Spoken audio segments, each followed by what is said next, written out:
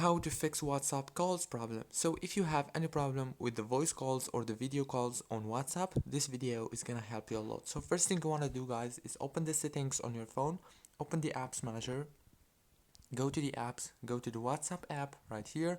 Now on this page you will find the app informations, or what you want to do here is click on the permissions and make sure that the phone permission is enabled.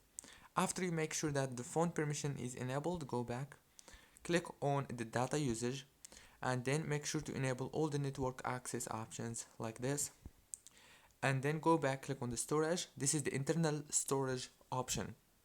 All what you want to do here is click on this clear cache to clear all the cache that you have in your WhatsApp.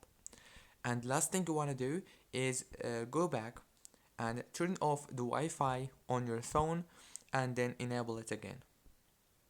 Don't forget to like, subscribe. Thank you for watching this tutorial until the very end. See you later.